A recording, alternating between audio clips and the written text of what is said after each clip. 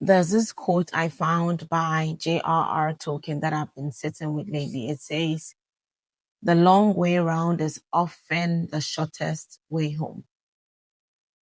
The long way round is often the shortest way home. And for a long time, I tried to fully wrap my head around it. I thought the long way round meant unnecessary effort, extra work, and delay. Because if there is a shorter route, why wouldn't you take it? If you can arrive faster, why linger? Why use a longer route, basically? And yet, even though the sentence mirrored the shape of my own life, I sensed that I did not yet understand what it truly meant. What was this quote really implying? I looked around and saw people moving in straight lines, in clear callings, in wearing precise titles, one visible trajectory. People just knew what they were about. And then there was me, learning many things, starting and stopping, building in different directions, gathering skills that did not always appear to belong in the same room. For a long time, I believed I was getting nowhere. But what I did not see then was the quiet formation taking place beneath the surface. So much was happening that I could not see. I was indeed getting somewhere, just not in a way that could be easily measured. I've learned many things. I've explored, experimented, I have stumbled, fallen, and risen many times. More than once, I have wondered if I was failing to arrive. There's this subtle pressure in life to be one thing. You have to have a specific title. You have to choose one neat way of summarizing yourself, one expertise. People ask, so what do you actually do? And you feel the weight of that question, not because you don't know what to say, but because you don't know how to answer such a question in a simple, socially accepted way that would make sense. Because not everyone is actually asking out of curiosity. Often the question is less about understanding and more about classification. They want you to admit that you really need to find one thing to focus on. So you learn to edit yourself. You introduce only the parts that feel acceptable. You tuck the rest away. You simplify yourself for the comfort of others.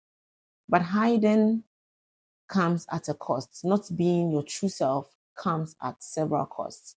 There's the cost of shrinking yourself, the cost of restlessness, the cost of dishonesty, being dishonest with yourself, the cost of living beneath your own capacity, knowing there's so much more you can give, right? I've learned that not everything that feels like confusion is confusion. Sometimes it is layers forming before clarity is revealed. Sometimes it is truth waiting patiently for integration. And so just learn to walk your own pace. Don't let people force you into boxes you don't fit in. With time, with patience and honesty, I began to see things differently. And I'm sure you will if you take the time to be intentional about this. Some people are not shaped for straight lines. Some callings look scattered only because they are still assembling. The long way round was not delay. It is not delay. It is formation. It is preparation. And every season taught me something. Every skill has added depth. Every pause has refined me. I've learned discernment and nothing has been wasted. I started asking a different question. I stopped asking why I'm taking so long to have things come together. And I'm asking what is being formed in me. And that shift really changes everything. You should try to just sit and figure some of these things out on your own at your own pace. I've come to name myself more honestly that I'm a multi-passionate individual and now a guide for people like myself. Not just someone who does many things, but someone who has lived across many disciplines and seasons and experiences and forms of work. I have learned how to connect them meaningfully. A person like this, like myself, like yourself, cannot be formed quickly. It takes time, it takes experience, it takes listening longer than speaking, it takes carrying many perspectives without needing to dominate just a single one of them. My work has always existed at the intersection of creating, building, storytelling, reflection, and service. I work with my hands and with people, with ideas and with emotions, with structure and with intuition. For a long time, I was not confident enough to show the fullness of what I carried or what I carry. I believed I needed to simplify myself in order to be understood, to choose one name for what was always meant to be a layered calling. But life has a way of teaching you this.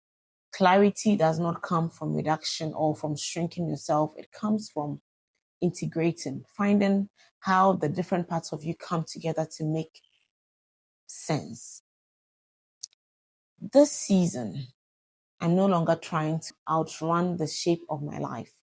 I am learning to stand inside it. I'm choosing wholeness over explanation, faithfulness over performance, and choosing truth over trying to please people. I am no longer trying to explain myself before I live truthfully. I am allowing my gifts, my work, my reflections, my services, and everything else that I have been blessed with to speak over time. Because guess what? To whom much is given, much is required, and we will be held accountable. Think of it. Think of the parable of the talents, how each one was given a certain amount and they had to account for that same magnitude of talent they were given. And so if you're listening to me and you felt like you're taking the long way around, if your life has felt winding, layered, or hard to summarize, please hear me clearly. It all comes together beautifully at the right time. You are not late or behind. You're being prepared for so much more. That's just what it is. So being a multi-potentialite is not a refusal to commit. It is a commitment to depth across dimensions. It doesn't mean you lack focus. It means you can work with so many things at a time. Some lives are entrusted with range first and then clarity comes along the line. So if you've been holding parts of yourself back, waiting for permission, this is your permission. This is your cue to stop apologizing for the fullness of your design. You are fearfully and wonderfully made. And so allow your life to make sense at its own pace. For me, this season is about showing up fully, wholly, and honestly myself. And today happens to be my birthday. So this is my note to myself for today. Okay, so this space, this channel will be a place for those kind of conversations, right? A place for reflection, for integration, for clarity, a place for those who do not fit into one box and yet fit beautifully in their own God-shaped way or many ways. So if that resonates with you, you are welcome here. Thank you so much for sitting with me in this reflection. Thank you for walking the long way around with me, and catch you next time. Bye. Ta-ta. Stay blessed.